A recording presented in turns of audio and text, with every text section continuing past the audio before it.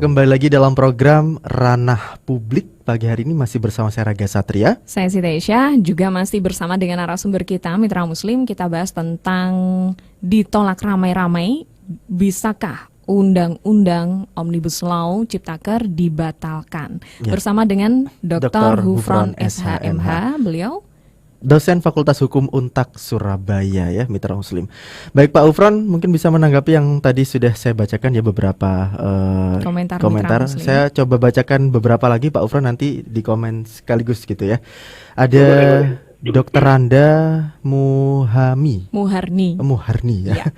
Penyederhanaan perizinan dalam Omnibus Law RUU Ciptaker dengan menghilangkan banyak instrumen perizinan. Itu hanya komentarnya seperti itu ya. Bawahnya itu sama. Ada Betul. lagi ya, peralihan kewenangan terutama perizinan dari daerah ke pemerintah pusat ikut menciderai semangat apa itu? Desentralisasi. Oke, desentralisasi yang merupakan salah satu konsep kunci dalam Konstitusi Amandemen Indonesia. Intinya kayak terpusat lagi begitu ya. Mungkin bisa dikomentari Pak Hufron. Silakan Pak. Oke, tadi yang pertama terima kasih Bu Mei. Ya. Tapi Bu Mei ini lebih banyak menurut saya merupakan harapan ya, untuk kemudian bisa dibatalkan gitu. Pemerintah lebih bijak gitu. Ya namanya harapan saya kira itu boleh juga gitu. Boleh. Tapi saya ingin mengatakan bahwa itu kan teman-teman yang melaksanakan demo yang tanggal 6 sampai tanggal 8 tuh kan sebenarnya harapannya pemerintah mengerti bahwa itu ada problem gitu kan. Nah, sehingga pemerintah diminta agar dia peka bahwa itu ada persoalan di kalangan para buruh gitu. Itu belum clear gitu. Mungkin buruh merasa bahwa sudah diajak bicara iya, tapi itu usul kita, permintaan kita ya belum seluruhnya ya untuk diakomodasi dan dimasukkan di dalam Undang-Undang Cipta Kerja. Yang kedua, para akademisi juga dari berbagai belahan di Indonesia juga menyatakan keberatan sebenarnya terhadap diajukannya RU itu di masa pandemi COVID ini gitu. Yang kedua juga dia tidak setuju Presiden untuk mengesahkan ini karena di sana sini masih banyak persoalan gitu dalam kajian akademik mereka. Termasuk kemudian PP Muhammadiyah juga mengajukan sebuah kajian akademik yang intinya dipandang bahwa ini bertentangan dengan moralitas konstitusi kita. Intinya begitulah ya. Tapi saya ingin mengatakan bahwa kita punya pengalaman gitu. Kemarin ketika revisi Undang-Undang KPK itu di mana Undang-Undang nomor, kalau tidak salah ya, nomor 19 tahun 2020 itu diprotes banyak orang. Diprotes mahasiswa, bahkan kemudian juga ada korban gitu. Ada korban. Hari ini juga loh Pak. Iya. Tapi ento juga pemerintah itu tetap lanjut, DPR itu tetap lanjut gitu. Artinya bahwa di satu titik seringkali bahwa wakil rakyat seharusnya merakyat, berjuang untuk kepentingan rakyat, tapi dalam kenyataannya tidak selalu sama dan sebangun gitu. Tapi ada juga wakil rakyat yang kemudian sampai diapresiasi makan gratis di sebuah warung. Iya loh, sampai viral loh. Karena hanya ada 2 fraksi yang benar-benar menolak RUU. Iya betul. Demokrat dan PKS. Yang Pak. mic-nya dimatikan. Jangan bahas itu. Oke. Jadi begini, ya tentu ini sebagai sebuah negara demokrasi. Ya kan tidak harus selalu sayuk ya, sayuk kemudian dalam satu bahasa gitu. Kalau menurut saya sih saya ingin mengapresiasi fraksi Demokrat dan PKS ya. Jadi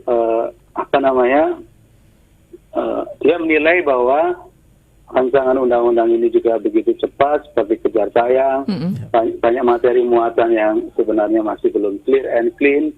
Di sana sini tidak mengakomodasi berbagai kepentingan termasuk kepentingan buruh dan mereka fraksi Demokrat malah mengajukan walkout ya gitu.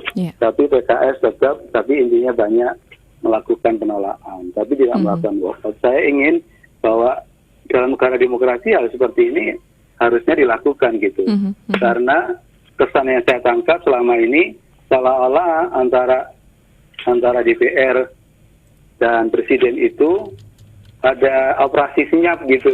Jadi ada di balik ini mereka ada kesepakatan sehingga di DPR itu tinggal formalitas gitu, tinggal ketok palu gitu, kesan yang ditangkap jadi begitu gitu. Padahal mestinya kan namanya DPR wakil rakyat itu memiliki fungsi, yaitu fungsi kontrol terhadap pemerintah. Sayangnya fungsi kontrol ini tumpul gitu, seolah-olah selama ini dalam konteks menurut pengamatan saya undang-undang revisi KPK yang diprotes banyak orang ya tetap akhirnya disahkan. Hanya sekarang kan sedang dilakukan uji material tapi belum diputus oleh MK. Kok saya kemudian tidak terlalu optimis melihat fakta berdasarkan beberapa pengalaman itu bahwa ini juga akan dicabut gitu.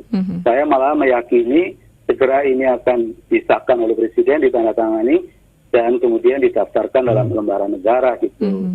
Masyarakat buruh yang mahasiswa juga itu demo itu sebenarnya dalam rangka supaya Presiden tidak mengesahkan. Kalau Presiden tidak mengesahkan, tetap ini akan menjadi sah menjadi undang-undang. Gitu. Tandanya apa Pak? Kalau misalnya sampai Presiden kemudian mentekan yang sudah disepakati bersama oleh DPR ini tidak mendengar suara yang kemudian disuarakan sampai hari ini oleh banyak kalangan?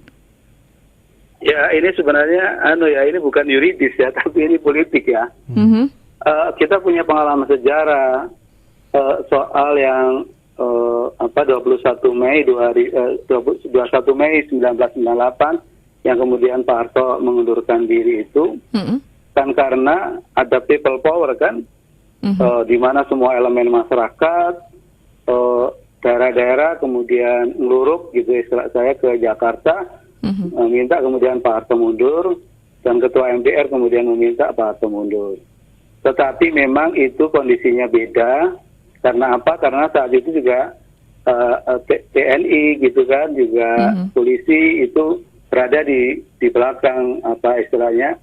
Dia support kegiatan istilahnya proses-proses demo kemudian nguruk itu secara tidak langsung gitu ya. Bukan secara tidak langsung itu ada support gitu. Tapi kalau sekarang kan kondisinya beda. Artinya mereka satu barisan itu, namanya polisi itu satu barisan dengan pemerintah gitu, dengan DPR gitu. Sehingga oleh karena itu kalau kita lihat tank-tanknya itu di DPR itu kan sudah kelihatan bahwa mereka memang berdiri tegak untuk melindungi apa yang diputuskan oleh DPR dan pemerintah. Walaupun kita tahu itu menjadi kewajibannya ya, tapi sebenarnya itu adalah menunjukkan ini kita akan ketemu tembok besar gitu ya, tembok yang kokoh yang kuat kalau kita terus-menerus. Tetapi sebenarnya perjuangan seperti ini kita punya pengalaman. Itu sebenarnya wallpaper itu juga itu ada di Filipina, Presiden Marcos yang korupsi itu bisa jatuh gitu. Nah itu yang kemudian kita khawatirkan gitu. Kalau ini geser ke politik yang kemudian ini menjadi gerakan yang sangat masif begitu, dari berbagai daerah, kemudian demo DPRD, sampai terjadi kerusuhan di sana sini, itu yang kemudian saya anggap ini menjadi sangat membahayakan gitu. Yang kalau itu terjadi kan bisa saja kemudian ujung-ujungnya minta presidennya mundur. Nah itu yang saya khawatirkan. Maka kita minta bahwa presiden dan DPR juga mendengarkan suara rakyat lah gitu. Jangan kemudian seolah-olah kepentingannya sendiri. Ini kan kepentingannya pemerintah, kepentingannya pengusaha juga, tapi kepentingan rakyat, kepentingan sebagian masyarakat lah ya itu merasa tidak diakomodasi gitu. Tadi ada bagaimana mengakomodasinya itu saya kira satu soal penting supaya mereka itu bukan winning and losing gitu, semuanya win-win. Win-win solution. Baik, Pak Hufron, ada sebuah pendapat yang menarik disampaikan oleh rekan saya tadi ketika off air ya. Oh, nanti aja lah. Oh, nggak usah ya.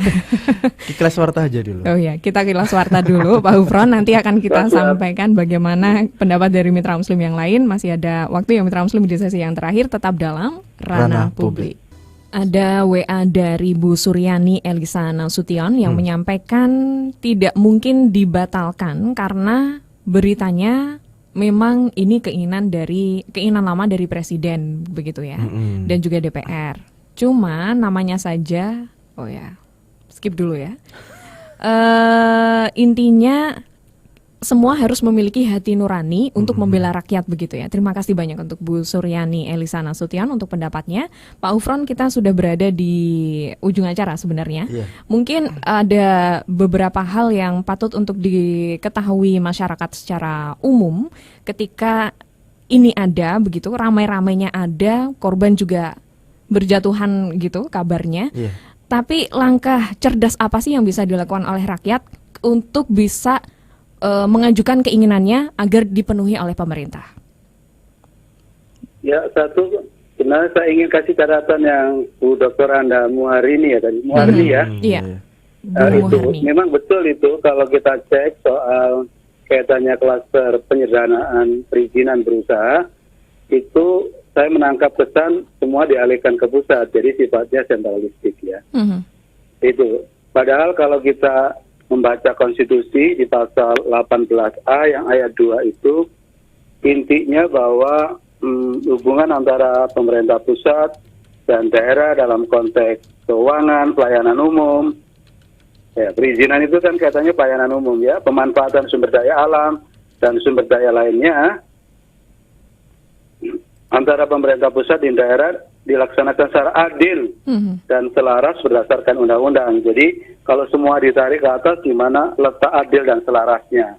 Karena itu nanti ini bisa dijadikan alasan kaitannya dengan judicial review ke MK. Itu atas apa tadi catatannya Bu Dr. Anda Muharini. Kalau Bu Suryani tadi ya betul, saya kira ya hari ini yang sulit kemudian mencari hati nurani tadi itu. Politisi banyak, tapi politisi yang kemudian negarawan itu sedikit. Itu saya kira persoalannya. Terus catatan pentingnya yang diminta oleh Mbak Ais, masyarakat, mitra muslim, adalah soal bahwa tentu kita secara akademik tentu bisa mengkritisi pasal-pasal mana yang itu dianggap bahwa tidak sesuai dengan moralitas konstitusi gitu. Konstitusi kita ini kan melindungi segenap bangsa dan seluruh tumpah darah Indonesia. Jangan melindungi segenap kepentingan tertentu dong, tapi segenap bangsa. Memajukan kesejahteraan umum. Apakah ini betul memajukan kesejahteraan umum atau memajukan kesejahteraan pihak tertentu gitu. Yang terakhir kan juga diatur dalam pembukaan itu adalah mewujudkan keadilan sosial. Apakah betul bahwa ini adalah mewujudkan keadilan sosial? Karena rasio kesenjangan antara orang miskin dan kaya di Indonesia itu masih jomplang gitu.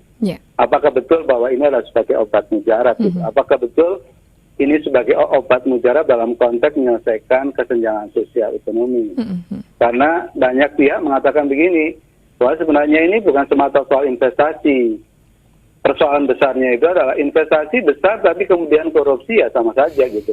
Yang harus diselesaikan soal korupsinya juga gitu, selain soal investasi. Investasinya jangan lebih banyak padat modal, tapi harus padat karya. Kalau sekarang kan lebih banyak padat modal tapi kurang padat karya. Sehingga dalam kurun satu periode Pak Jokowi itu investasinya besar gitu, tapi kemudian dalam konteks indeks dalam konteks penyerapan tenaga kerjanya itu adalah kecil gitu. Oleh karena itu kita ingin mengatakan bahwa bagaimana langkah yang cerdas, ya tentu para akademisi menggalang istilahnya keberatan begitu di satu sisi, karena itu adalah kewajiban moral para akademisi ya, untuk kemudian mengkritisi kebijakan pemerintah yang tidak sesuai dengan moralitas. Yang sudah, mohon maaf Pak Hufron, yang sudah menyampaikan sikapnya adalah LP Ma'arif NU salah satu yang sudah ada di berita begitu ya, yang akan menyatakan gugat UU Cipta Kerja ke MK begitu. Ya katanya PBNU juga ya, katanya teman-teman Federasi Buruh nunggu keluar nama undang-undangnya itu. Aliansi Jurnalis Indonesia juga mengadakan aksi. Betul, itu bisa dibayangkan ya. Kalau ada 11 klaster, terus semua klaster dipersoalkan itu ya itu saya kira sesuatu hal yang itu hak gitu, tapi lagi-lagi itu adalah memang itu salah satu koreksi yang memang kalau menurut saya koreksi yang cerdas itu memang harus melalui Mahkamah Konstitusi. Tapi itu kan secara yuridis, tapi secara sosiologi politik gitu ya tentu teman-teman buruh yang kemudian turun ke jalan itu juga bagian dari hak mereka sebenarnya ya. Yang juga harus dilindungi itu. Betul. Itu harus dilindungi, itu ada undang-undang kemerdekaan menyampaikan pendapat di depan umum. Sepanjang bahwa itu adalah dia tertib, dia lancar, dia memberitahukan, ya polisi tidak boleh kemudian tidak melindungi. Kewajiban polisi adalah melindungi. Mereka melindungi warga negaranya yang menyampaikan pendapat di depan umum. Saya kira itu catatan penting. Baik. Terima kasih Pak Hufron, semoga sehat selalu dan semoga bisa jumpa kembali di lain kesempatan Pak Hufron ya. Iya, doa yang sama untuk Pak Ais, Mas Raga sama teman-teman di Suara Muslim ya. Assalamualaikum. Waalaikumsalam warahmatullahi wabarakatuh. Mohon maaf Pak Hufron, keterbatasan waktu dan terima kasih banyak. Sudah over 10 menit ya. Wawasan yang dibagikan oleh beliau sangat bermanfaat insya Allah ya Mitra Muslim. Kita jadi tahu ternyata belum sah, baru disepakati bersama saja. Bersama mereka. Jangan mancing ya. Oke. Kalau tadi yang pendapat saya itu karena kita kan di dalam Islam diajarkan Pak Ufran sudah enggak tanya pendapat. Jangan. Gimana? Karena kita diajarkan untuk husnudzon ya. Jadi husnudzon saya ini ya kepada pemerintah bahwasanya yang dimudahkan tadi adalah pengusaha. Yang disusahkan adalah buruh gitu ya. Jadi pemerintah ini memotivasi kita untuk menjadi pengusaha. Pengusaha semua, oke. Jadi semua warga Indonesia harus jadi pengusaha semua karena sudah dipermudah, jadi nggak ada buruh. Nah, buruhnya ini dari TKA. TKA kan masuk gampang sekarang, welcome. Jadi karyawan kita bikin usaha, kemudian karyawannya TKA. Itu Masya Allah, jiwa-jiwa husnudzon ya. Iya, luar biasa. Terima kasih pemerintah ya atas ide yang sangat luar biasa. Masya Allah. Speechless saya. Terima kasih Raga pendapatnya. Dan tentu Mitra Muslim, Anda memiliki pendapat yang berbeda-beda ya. Tapi kebanyakan hampir serupa dengan yang sekarang disuarakan oleh buruh, saudara-saudara kita yang kemudian dari pendidikan juga kan, karena klasternya katanya dijanjikan untuk tidak termasuk dalam Omnibus Law ini, ternyata masuk. Begitu kan? Nanti insya Allah kita akan bahas di lain kesempatan juga Mitra Muslim, dan doa harapan kita bersama semoga ada kebijakan yang memang benar-benar bijak kita dapatkan. Amin ya Rabbal Alamin. Terima kasih banyak tadi Pak Dr. Hufron SHMH, dosen Fakultas Hukum Untak Surabaya. Iya, terima kasih juga untuk produser kami Dani Rohmati, di gatekeeper ada Elsa Khairunisa, videografer Edi Haryanto, saya Raga Satria. Saya Siti Aisyah pamit undur diri. Terima kasih telah mendengarkan. Mohon maaf atas segala kekurangan. Subhanakallahumma wa bihamdika nasyhadu alla ilaha illa anta nastaghfiruka wa natubu ilaik.